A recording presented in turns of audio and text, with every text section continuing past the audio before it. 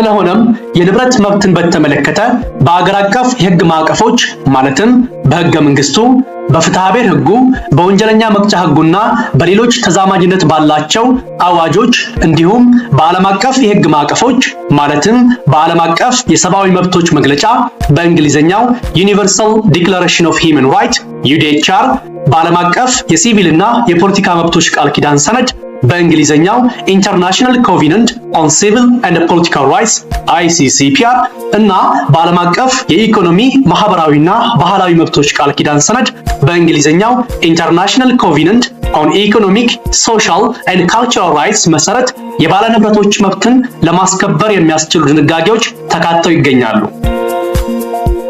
ውድና የተከበራችሁ አድማጮች በመጨረሻም በንብረት መብት ላይ ያሉ ገደቦችን እንመለከታለን። በመርህ ደረጃ ሰዎች ንብረት የማፍራትና የመጠቀም መብት ያላቸው ቢሆንም ይህን መብት መጠቀም ከገደብ የጸዳ ወይም ፍጹም የሆነ መብት አይደለም።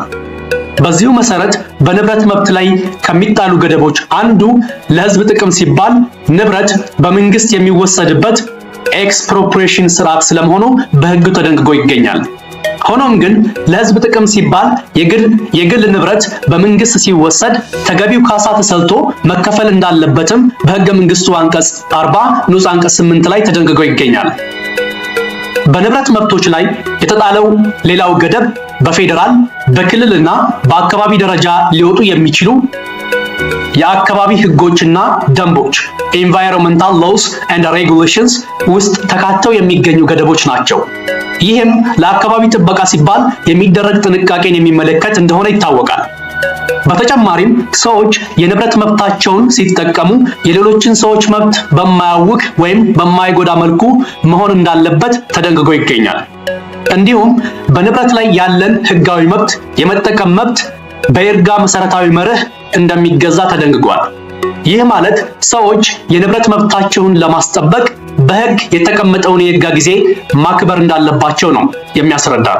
ውድና የተከበራችሁ አድማጮች አብራችሁ ቆይታ ያደረኩት አህመድ እንድሪስ ነኝ ከኢትዮ ኔትወርክ ዩቲዩብ ቻናል። እንደምን ቆይታችኋል?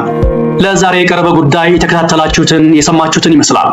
ታዲያ የቀረበ ጉዳይን አስመልክቶ ሐሳብ አስተያየት ካላችሁ ከስር በኮሜንት ሴክሽን ላይ እንድታካፍሉኝ እያሳውሰው በሌላ ጠቃሚ ጉዳይ ዳግም ተመልሰን እስክንገናኝ መልካም ጊዜ ተመኘው።